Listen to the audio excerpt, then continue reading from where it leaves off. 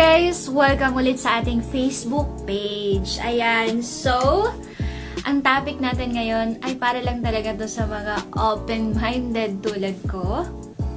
And bawal dito yung mga KJ, bawal dito yung mga judgmental. Ayan, so guys, paalala ko lang, if mag-comment kayo, yung matinong comment na lang, wag na lang yung tungkol sa akin, or wag na lang yung tungkol sa topic natin, tas ibato nyo sa akin, please lang. Kasi, i-hide ko talaga yan. Alam nyo naman ang tawag doon, rule ng Facebook. Ayaw nila yung mga, yung pinag-uusapan natin. Ayan. So, ang topic natin ngayon ay tungkol doon sa bakit may mga babae na solve sila sa pagsasarili. Or yung tinatawag natin na pag-finger. Ayan. Okay, so, para sa akin, may mga babae na susolve sila kasi alam nila kung saan yung kiliti nila. May mga lalaki kasi na nilalaro yung kanilang private part, pero ang problema, hindi nila natatamaan yung kiliti ng babae. Hindi nila, doon kasi 'di ba, alam naman natin na ang kiliti ng mga babae is yung tinggil or sa ano pa is clitoris. So yun yung kiliti ng mga babae. Pero hindi niyo alam, mayroong part doon na alam niyo yung napaka-sensitive doon na dapat doon kayo mag-focus eh. Hindi ibig sabihin na pag kinakamay mo yung babae ay kamay ka lang ng kamay, parang ganun ka lang ng ganun dun sa ano niya, dun sa tinggil niya. Hindi ganun eh. Yung parang kailangan gentle yung pagkahagod mo. Yung hindi lang yung ganun-ganun, yung parang paikot. Ganyan.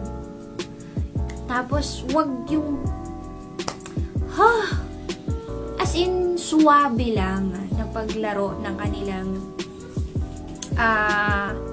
ang tawag doon, kanilang tinggil. Wag yung ganon-ganon. Kasi, nawawala yung libog nila eh. So, dapat na yung swabe lang. And then, sabayan ng romansa, sabayan ng, alam na yun. So, may mga babae na mas gusto nila lang sarilihin or gusto nilang magsarili kasi natutumbok nila eh, nahuhuli nila kung saan banda yung kiliting nila dun sa may clitoris. Then, nagpo-focus sila. Minsan, may nagtanong, pagka nagsasarili ba daw yung mga babae, anong iniisip? Yung iba naman, iniisip nila yung na inaano sila nung partner nila. Ganon. Na tinatrabaho sila nung partner nila.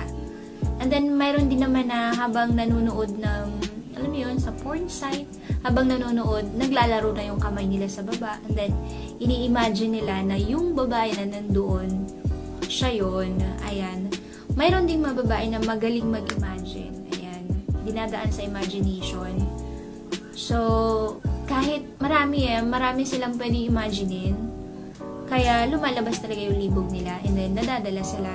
So, pag nadadala na sila, usa nang lumalabas yung kanilang gata. Ayan. So, ganun lang kasimple. Mas gusto nila magsarili kasi natutumbok nila and isa pa, may mga babae din na mas gusto nila magsarili kaysa magpatira sa lalaki. Lalo na yung mga walang jowa. Mas gusto nila lang magsarili o yung iba naman ay gumagamit sila ng yung toy. Mas gusto nilang ganun eh. Bakit? Kasi hindi sila maalulusyang eh.